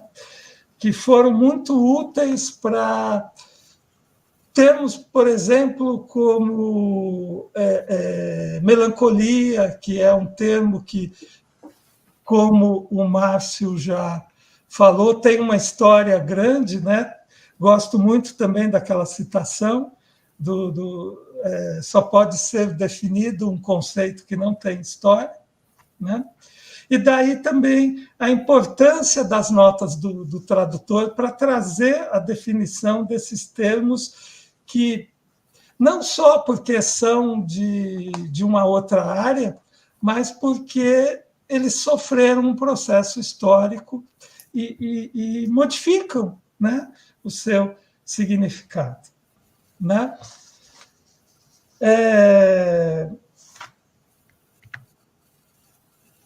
Eu vou passar, porque o tempo já está correndo, né? Eu precisei também fazer um trabalho de normalização das referências, né? Porque as referências não seguem, obviamente, o padrão atual, né? Então, tive que fazer também uma pesquisa nas referências, né? E aí as bases de dados especializadas são fundamentais, né? A Gallica, da BNF, Internet Archive, a Bibliothèque Interuniversitaire de Santé, a HatTrust Digital Library, Springer Link e o WorldCat. São bases de dados que, nem tudo, mas a maioria dessas bases, o acesso é livre. Né? Então, para finalizar, eu acho que achei aqui para finalizar, quero então discutir um pouco a complexidade da tradução, né? É uma tarefa complexa e muitas vezes ingrata, né? A Scarlett lembrou do ditado italiano, que parece ter sido originado da relação dos italianos com os tradutores do Império Otomano, tradutore, traditore, né? Então, a questão é, podemos acessar de forma objetiva aquilo que um autor quis dizer? Ou, como Kant propunha quando dizia que devemos aprender a filosofar e não a filosofia, o quanto conseguimos captar do Geist de um texto? Gosto da sugestão de Jorge Luiz Borges, né, no texto já citado, as versões homéricas de 1932. Né? No último parágrafo, após apresentar várias traduções de um trecho do canto 11 da Odisseia, na qual Ulisses conversa com o espectro de Aquiles, Borges afirma: qual dessas traduções é fiel? Talvez queira saber meu leitor. Repito que nenhuma ou que todas. Né? Se a fidelidade deve ser prestada às imaginações de Homero, aos irrecuperáveis homens e dias que ele imaginou, nenhuma pode sê-lo para nós. Todas para um grego do século X. a.C. Se aos propósitos que ele teve, qualquer uma das muitas que transcrevi, salvo as literais, que extraem toda a sua virtude do contraste com hábitos pensantes, não é possível que a... Eu vou interromper aqui, porque aí eu teria que explicar. Em outras palavras, de modo absoluto, não podemos afirmar qual tradução é a mais fiel. E acredito que isso, em alguma medida, serve também para as nossas traduções, não apenas para as traduções clássicas. Borges acredita que, devido à dificuldade da questão, esses processos mentais, os processos mentais envolvidos na tradução, são deixados nas sombras. Para esclarecê-los e apoiar sua posição, o autor argentino faz uma analogia do texto original com a concepção de objeto externo de Bertrand Russell, o sistema esférico de impressões possíveis, ou seja, o conjunto de todas as perspectivas possíveis acerca do objeto. Podemos, segundo Borges, dizer o mesmo de um texto, em face das repercussões incalculáveis da linguagem. Ele pergunta: o que são as várias versões da Ilíada, se não diversas perspectivas de um fato móvel, destaco móvel, se não um longo lance experimental, destaco experimental, de omissões e ênfases. Mesmo na própria língua do autor, acrescenta Borges. Assim, um texto é formado não apenas pelas perspectivas de suas interpretações, mas também por suas várias traduções ao longo do tempo. Nas palavras de Borges, o conceito de texto definitivo não corresponde senão à religião ou ao cansaço.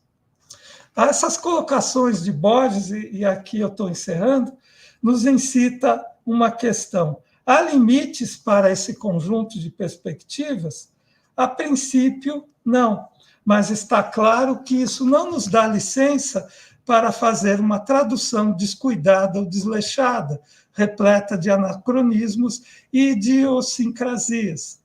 Mesmo se considerarmos que toda tradução é uma interpretação no sentido nietzschiano, isto é, uma dominação e apropriação, ela deve ser feita com estilo e com uma compreensão rigorosa e honesta. Ou seja, como falou a professora Scarlett ontem, rigor no uso das ferramentas. E com isso eu encerro e agradeço a atenção. Wilson, muitíssimo obrigado pela sua exposição, rica em detalhes e que, como já vejo aqui no chat, já há questões para você. Enfim, você abordou a questão em várias partes e a partir daí será possível explorá-la muito bem. Obrigado de novo. Bem, temos ainda 20 minutos, né? De modo que é possível tranquilamente conversarmos um pouco. Bem, eu começo pela questão que foi colocada por Gabriel Quatrer no nosso chat, que é para o professor Wilson, e na sequência eu tenho questões, enfim, tenho questões para o professor Scarlett, professor Márcio, e para o professor Wilson também. Então, eu começo com uma questão de alguém que está aqui conosco nos assistindo, e na sequência eu farei as minhas, se outras não forem colocadas aqui no chat. Então, Wilson, eu vou colocar a questão aqui embaixo na tela, assim fica mais fácil para você ler também. Então, o Gabriel pergunta em que ano época a obra de Nietzsche, o senhor pensa que ele entrou em contato com a obra de Ribot e se é que houve esse contato. Obrigado, Gabriel, pela pergunta. Eu acredito que houve, porque aparece na obra de Nietzsche termos que aparecem na obra de Ribot. e me parece que são muito próprios do projeto de Ribot de criar uma psicologia científica, empírica, e abandonar a psicologia metafísica, na época, na França, muito próprio do chamado espiritualismo francês. Né? Assim, as duas cartas que eu falei do início de agosto de 1877 deixa claro que Nietzsche conhecia a Revue Philosophique. A Revue Philosophique, salvo algum engano, eu vou me enganar se eu disser, eu acho que é 67, 68, que a revista foi lançada pelo Ribot. Então, mas assim, entre o Humano Demasiado Humano de 1878 até o Crepúsculo aparecem muito termos de Ribot. Mas a gente sabe que por essas cartas, que pelo menos desde 1876 ele conhecia o Ribot. Né? Porque eu não falei, por questão de tempo, na Revue Philosophique, o Ribot publicava resumo das suas obras. Né? E por que eu escolhi as doenças da personalidade, não, por exemplo, da vontade? Porque as críticas que Ribot faz à noção de sujeito metafísico, da noção metafísica de sujeito, são muito próximas das críticas que Nietzsche faz à noção de sujeito. Então, também foi uma escolha, né, mas aqui as evidências me levaram para a personalidade e não para a vontade. Obrigado, Wilson. Eu tenho questões, como eu disse para vocês. Eu vou fazê-las todas de uma vez. A primeira será para a professora Descarte Marto, mas eu já faço, como disse, na sequência para Márcio e o Wilson também. Para a Descarte eu teria, enfim, duas rápidas questões. Uma delas é por que você se refere às reflexões vivenciais e não propriamente às provindas da experiência? E uma outra, porque o livro francês, Les ambivalences de Nietzsche, type, image e figure féminine, recebe um novo enfoque no Nietzsche e as mulheres, figuras, imagens e tipos femininos. Qual o impacto que o contexto histórico teve para isso, nessa mudança de enfoque? A pergunta para o Márcio, que eu teria, enfim, começo por uma delas, enfim, que me vem a partir das muitas observações, comentários, enfim, das muitas reflexões que você fez, né? Se você pudesse falar um tanto da importância de termos todos os textos dos cadernos Nietzsche em português, uma vez que não publicamos textos em outras línguas, da origem do autor estrangeiro, enfim, qual a importância disto para nós, enfim, para a filosofia aqui entre nós no Brasil. E para o Wilson, se você, enfim, você não tocou nesse ponto, mas se você pudesse falar um pouquinho sobre, enfim, como a gente está pensando junto, várias questões, sobre o papel como você foi muito você tratou de questões muito pontuais, por vezes, se você pudesse, como disse, para pensarmos juntos, falar um pouquinho da importância da revisão técnica, por exemplo, de um livro como o seu, a necessidade dela, enfim, algo que se realiza cada vez menos entre nós, mas qual seria a importância? E uma pequena observação, você tratou do termo Entwicklung, né? Enfim, traduzido por desenvolvimento e não por evolução, né? Seria interessante, enfim, como eu estava tratando, enfim, estava abordando, em particular, alguns textos de Para Além de Bem e Mal, né? Na tradução francesa, uma das últimas que saiu, o colega francês traduz Entwicklung por evolução, né? E tem uma nota aqui que a gente bem vê, né, que está completamente equivocada, né, quando ele tenta justificar essa tradução que ele faz, ou seja, assim, meu comentário simplesmente, você precisaria avisá-lo, enfim, dessa bela observação que você fez e que me convence perfeitamente bem. Bom, era isso, por hora.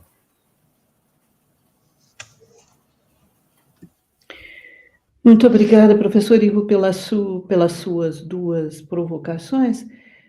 Sim, eu vou me permitir situar um pouco melhor o Nietzsche e as Mulheres, agora publicado no mês de abril deste ano. Na verdade, eu participei de várias lives de lançamento deste livro, e, de modo geral, o livro, enfim, recebia as suas boas-vindas, digamos assim, né? Por parte de colegas que me diziam: está vindo num momento muito oportuno, porque é neste momento em que, na verdade, este momento é que as mulheres aqui no Brasil estão procurando se colocar mais à frente de si mesmas, digamos assim. Está mal formulado, mas o que eu quero dizer é que, de uma maneira geral, surgiram vários movimentos, né? No contexto filosófico, existe a Rede Brasileira de Mulheres Filósofas, o GT Nietzsche, o GT Filosofia e Gênero, o GT Mulheres na História da Filosofia, etc. E eu respondi da seguinte maneira: não foi por essa razão, não foi com nenhum intuito oportunista que eu decidi publicar no Brasil Nietzsche e as Mulheres. É um projeto antigo, na verdade ele surgiu no ano 2000, 2001, eu cheguei a dar um curso a respeito na USP em 2003, um projeto que ficou, na verdade, engavetado, como tantos outros, e que, por volta de 2017, eu estou numa fase de esvaziar as gavetas, de levar adiante projetos engavetados, abortados, etc., tentando recuperar aquilo que ainda vale a pena, e atualizando a bibliografia e tudo mais, como nós sabemos. Então, eu voltei a visitar o tema em 2017 e trabalhei desde então em torno dessas questões, de forma a poder publicar o livro francês e o livro brasileiro. Se há uma diferença entre o francês e o brasileiro, e eu acredito que haja, apesar da temática ser a mesma e o objeto de estudo também, é porque eu entendo, e eu vou dar uma resposta a partir daí, eu entendo, para falar nas palavras de Sartre, que existe uma porosidade entre homem e mundo. Mas também podemos falar nas palavras de Nietzsche, que o ser humano é um ser relacional. Então, nós somos constituídos de relações. E ao trabalhar no Nietzsche e as Mulheres no Brasil, necessariamente eu tive de me haver, não é, com as relações que me constituem neste país. Um país, sem sombra de dúvida, extremamente conservador, que, como pano de fundo, mostrou para mim o lado conservador do próprio Nietzsche. Eu não sei se eu fui ao encontro da sua expectativa, mas em relação a essa pergunta era o que eu teria a dizer. Em relação à segunda questão, que diz respeito a por que vivências e não experiências, esta é uma questão de caráter conceitual, eu diria. Eu entendo experiência como sinônimo de Erfahrung. Eu acredito que o termo experiência, de alguma maneira, ele tem como pano de fundo uma separação entre aquele que conhece e aquele que se dá a conhecer. A relação do conhecimento se dá a partir de dois polos. No caso de Nietzsche, eu não vejo como seria possível advogar essa posição. Na medida em que nós não temos uma separação clara entre sujeito e objeto no ato de conhecer, mesmo porque Nietzsche, no meu entender, talvez não seja a posição que você defenda, acredito que não é, mas no meu entender, Nietzsche, o pensamento nietzschiano, os textos nietzschianos não podem ser lidos com os óculos da modernidade. Então, esta relação, pensar o ato de conhecer como uma relação entre o sujeito que conhece e o objeto que se dá a conhecer, isso não entra, evidentemente, no pensamento nietzschiano. Não é dessa ótica, dessa perspectiva que Nietzsche encara a própria questão relativa ao conhecimento. Então, experiência não funcionaria. E vivência, Erlebnis traz em si mesmo, a palavra já traz em si, o termo Leben, né? Que é vida, que é um conceito tão central no pensamento nietzschiano. E eu me lembro, na verdade, de uma passagem, e vou terminar com isso, de uma passagem de S. Homo, onde Nietzsche diz algo mais ou menos assim: eu fiz da minha saúde, da minha vontade de vida, a minha filosofia. Era isso. Obrigada. Muito obrigado, Scarlett. Sou eu agora, Ivo? Sim, Márcio. Obrigado pela questão, ela é muito interessante. Eu vou tentar ser sucinto, embora ela abrisse para a gente dialogar muito. Eu penso assim, eu acho que o trabalho filosófico, a lição de casa básica, todos nós já sabemos que tem que ser feito, né? Que ler no idioma original dos autores que a gente estuda, né? Dominar um certo vocabulário grego, latim, alemão, etc. Mas eu acho que é importante também a tradução na nossa língua materna como um meio de se criar uma comunidade filosófica, né? De não ser só de comentários de texto. Então, por isso que eu acho que a tradução é importante. De 98 para cá, por exemplo, né, quando o meu momento da graduação, que é a gente estudou nos anos 90 para cá, nós temos muitas mais traduções no Brasil hoje, e eu acho que isso enriquece bastante o trabalho filosófico no Brasil. Porque você põe muitos mais textos em circulação, não significa que as pessoas estão deixando de ler em outros idiomas, pode estar, mas eu acho que necessariamente não tanto, que as pessoas estão traduzindo, se estão traduzindo é porque têm conhecimento dos idiomas de onde traduz. Eu lembro que eu conversava com um amigo meu português, ele falava assim, em Portugal, se você quiser estudar determinados filósofos, você não encontra orientador. No Brasil, você encontra orientador praticamente para todo filósofo, porque ele sabe a língua, sabe árabe, sabe latim, sabe grego. Isso, assim, em Portugal não tem isso. No Brasil, você encontra especialista para praticamente todo mundo da tradição, e você vai encontrar um cara que sabe ler no original, etc. Então, isso é um enriquecimento muito grande da comunidade filosófica, e eu acho que as traduções contribuem para isso. Aí, para finalizar, por exemplo, a Cielo tem um projeto, né, de que todos os periódicos publiquem em inglês. Eu acho que para a gente vai ser péssimo, nós vamos perder. Vamos perder em todos os sentidos, inclusive no enriquecimento. Por quê? Porque vários autores italianos, ingleses, alemães, franceses que publicam com a gente, talvez deixem de publicar. Já que é para publicar um artigo em inglês, eu vou publicar no Nietzsche Studio ou nos Estados Unidos, né? Muitas vezes, e não é por desmerecimento, é pelo contrário, é porque eu acho que para converter, fazer uma conversão, não para como se pensava antigamente, para como se joga o jogo acadêmico hoje, fator de multiplicação, fator de impacto em humanidades em quantos idiomas você é traduzido, não é assim? Quer dizer, você fala assim, o fulano é um escritor importante que ele é traduzido em 10 idiomas. Nas humanidades, nas línguas, é assim que funciona. Então, um autor ser traduzido no Brasil, e hoje os estudos Nietzsche no Brasil, o GEM é reconhecido, tem um lugar na comunidade internacional, então eu vejo que é importante para esses autores publicarem em português também. Se for para publicar em inglês, mandar um artigo em inglês, talvez eles não tenham tanto interesse, né? Então, eu acho que eu acho que não vai acontecer, mas se realmente isso vier a acontecer, que adotar mais esse padrão das ciências exatas e biológicas para a gente também publicar textos em inglês, eu acho que a gente perde muito. Eu acho que a gente vai perder muito em todos os sentidos. Então, eu acho que é por isso que é importante a publicação e tradução dos textos em português, até porque a gente já colocou em circulação no Brasil uma gama de autores muito importante dos estudos Nietzsche. Acho que era isso que eu posso lhe responder. Mais uma vez, obrigado pela questão. Obrigado, Márcio. Obrigado pelas questões, Ivo.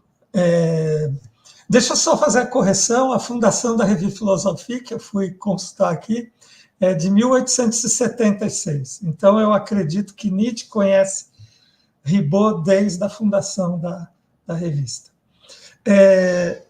A revisão, eu realmente entrei em alguns detalhes, outros eu até deixei por causa do tempo, mas a revisão técnica é algo que eu deixei de fora mesmo. Ela é importantíssima, né? É ela que vai corrigir a fluidez do texto, né? Ou melhor, a falta de fluidez em alguns trechos do texto. Ela, você já passou pelo texto inteiro, então tem possibilidade de repensar algumas coisas que você fez no começo. A gente erra, né? Ninguém é 100%, né? Então, coisas que a gente percebe que está esquisito e volta, e aqui eu cometi um deslize, né? Então, é importantíssima a revisão técnica. Não sei se eu te respondi, Ivo, mas a questão do Entwicklung, né? Se você se interessar, eu posso te passar a nota do Herbert Spencer, onde ele sugere o termo evolution para traduzir o problema todo. Eu acho que esse foi um problema dos franceses também, Ivo, é que anteriormente ao trabalho de Darwin e outros pioneiros na evolução das espécies, usava as várias palavras nas várias línguas para traduzir desenvolvimento, era referido ao desenvolvimento embriológico. Então, o Herbert Spencer, quando lança a palavra, é para criar um nicho próprio, e na concepção dele, né, novamente uma questão que a gente falou o tempo todo, né, a palavra escolhida sempre reflete uma perspectiva, uma interpretação, uma conceitualização, né? E os franceses, né,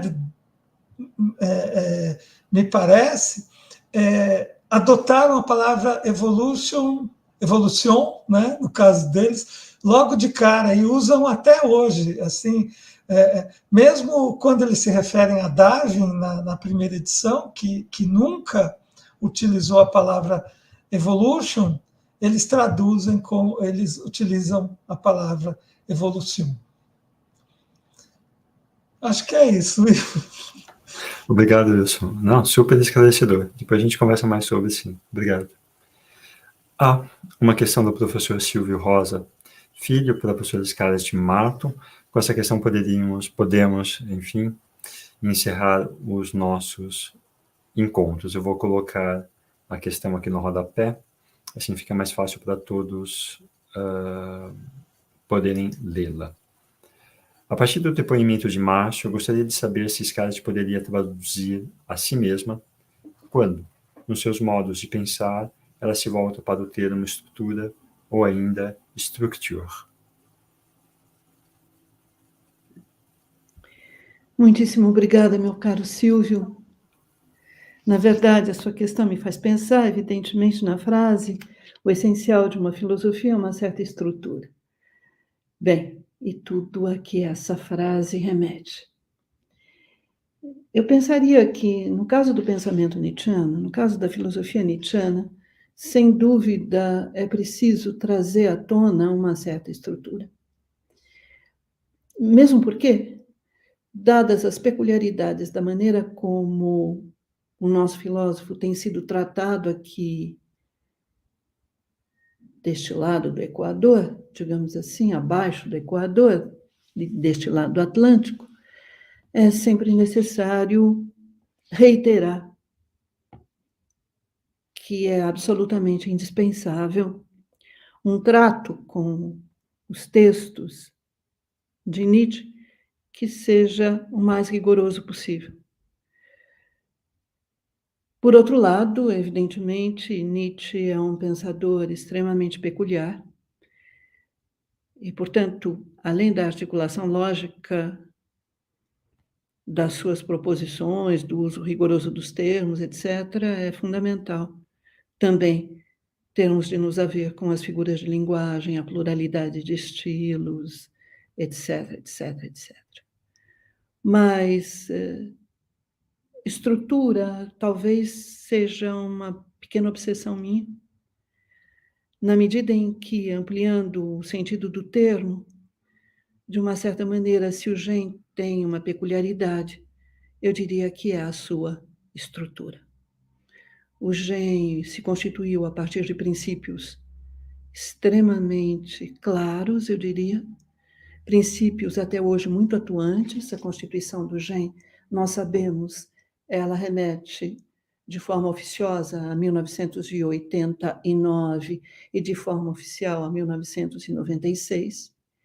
E esses princípios, entre esses princípios, estava a ideia de que nós nos posicionávamos contra a lógica da competição, que é a lógica que ainda hoje, talvez mais do que nunca hoje, é atuante no meio acadêmico. Por essa razão, no meu entender, essa é uma das razões pelas quais o nosso grupo se mantém coeso até hoje. E se mantém coeso também, sobretudo, porque ele se caracteriza como uma escola de formação. Essa sempre foi a nossa vocação e continua sendo a vocação de cada um de nós, tanto que o Gen hoje agrega, enfim, está aí o Wilson, que não me deixa mentir e que vai me corrigir. Eu acho que, contando com os estudantes, etc., deve agregar cerca de 50 ou mais pessoas. Bem, e não para formar uma capela ou uma confraria, mas para levar adiante este ideário da formação. Eu agradeço mais uma vez a você, Silvio, porque me deu a oportunidade de trazer, para além do meu trabalho pessoal, essas 2 ou 3 ideias acerca do Gen, do nosso grupo de pesquisa. Eu me permitiria agregar a isso que esse cara já acabou de trazer, enfim, a partir de tudo que Márcio nos trouxe a respeito dos cadernos Nietzsche, que é justamente porque se persegue, num certo recorte, essa estrutura que os cadernos, por exemplo, podem abrigar todo e qualquer tipo de interpretação. Ou seja, não há a forma, o limite, e não o conteúdo, enfim, falando isto, evidentemente, a partir de uma compreensão mais estrita, ou a partir do sentido que está colocado lá mesmo, naquele texto do Paulo, né? Não é o conteúdo que nos orienta. O que permite, sempre partindo daquela compreensão mais estrita, é o que nos permite trabalhar ou acolher as mais diversas interpretações do pensamento de Nietzsche. Bom, então, obrigado, Silvio. Enfim, teríamos muita conversa ainda a respeito dessas questões todas, mas infelizmente o tempo aqui previsto para esses encontros se esgota. Hoje, como ontem, começamos às 14h, então uma longa jornada, hoje também, ontem e hoje. Então, eu gostaria de agradecer a todas e todos que estiveram presentes neste 49º Encontros Nietzsche, os múltiplos sentidos do trabalho de tradução. Gostaria de agradecer a todos os colegas do grupo, gostaria de agradecer a Silvio Rosa pela parceria com o Léo Prati, E gostaria de dizer, por fim, que houve uma mudança do nosso canal do GEM, razão pela qual talvez muitos dos inscritos não puderam estar aqui conosco, porque isso se deu no fim de semana. Wilson deu um enorme apoio por conta de problemas técnicos, gostaria de agradecê-lo muito por isso.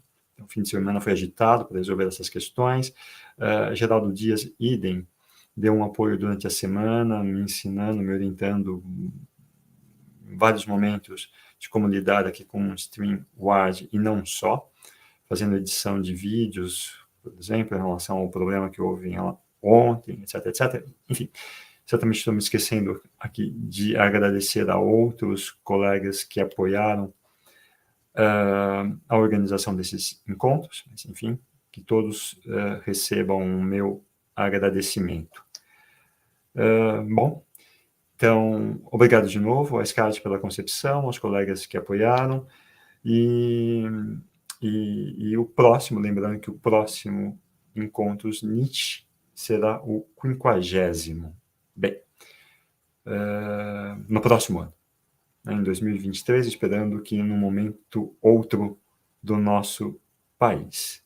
Então, muito obrigado a todas e todos, e até o 50º Encontros NIT.